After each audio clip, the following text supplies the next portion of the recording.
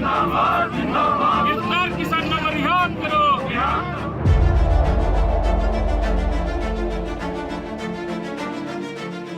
हरियाणा के अंबाला में किसान नेताओं ने जेल में बंद किसानों की रिहाई को लेकर परिवहन मंत्री असीम गोयल के निवास का घेराव किया। इस दौरान सरकार के खिलाफ किसानों ने जमकर नारेबाजी की और कहा कि इतनी गर्मी में भी किसान बॉर्डर पर अपनी मांगों को लेकर बैठे हैं। किसानों ने सरकार पर आरोप लगाते हुए कहा है कि उनके पास किसानों के खिलाफ कोई भी सबूत नहीं है, बावजूद इसके सरकार किसानों पर तानाशाही रवैया अपना रही है। बता दें कि जेल में बंद किसानों की रिहाई को लेकर रेलवे ट्रैक पर धरना खत्म करने के बाद किसानों ने हरियाणा पंजाब में भाजपा के मंत्री और एमएलए के घरों के घेराव का ऐलान किया था, जिसके चलते अंबाला में किसानों द्वारा परिवहन मंत्री के निवास का घेराव किया गया। इस दौरान किसानों ने सरकार पर जमकर नारेबाजी की और कई आरोप भी लगाए।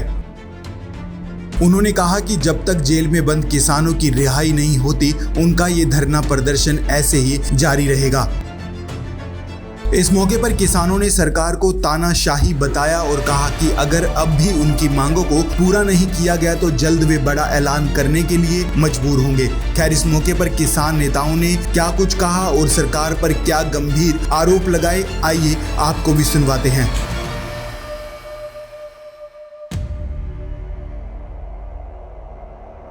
किसान एकता जिंदाबाद जिंदाबाद जिंदाबाद। गिरफ्तार किसानों को रिहा करो।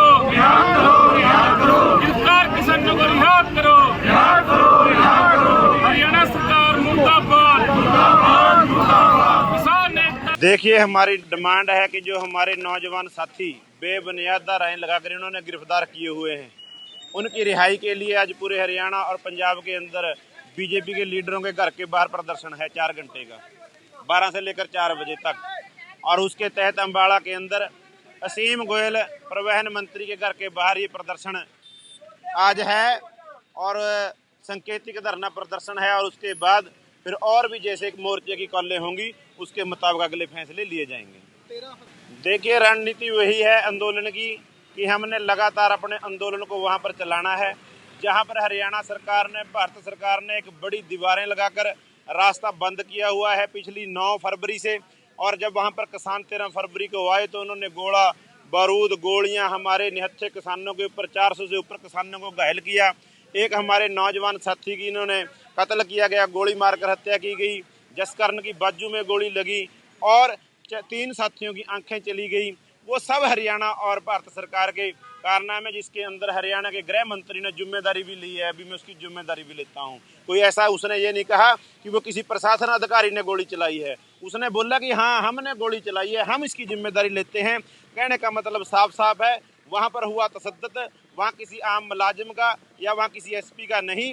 वहाँ का जो तशद्दुद है, वहाँ पर जो गोलीबारी हुई है, वहाँ पर जो हत्याएं हुई हैं, वहाँ पर जो तांडव इन्होंने किया है, वो सब हरियाणा सरकार और भारत सरकार, बीजेपी सरकार उसके जिम्मेदार हैं, जिसका उन्होंने मोहर यहाँ के पूर्व गृह मंत्री अनिल विज जी ने लगाई है। और आंदोलन को आगे तक चलाने के लिए अभी तो हमें 105-6 दिन हुए हैं, लेकिन ये आंदोलन 105-6 महीने भी चल सकता है जब तक एमएसपी गारंटी का कानून नहीं बन जाता, क्योंकि वो पूरी आवाम के लिए है, पूरे देश के लिए है। वो अकेला किसानों के लिए नहीं है, वो किसी मुलाजिम के लिए नहीं है, वो सब के लिए है। क्योंकि जो कारपोरेट घराने फसलों का रेट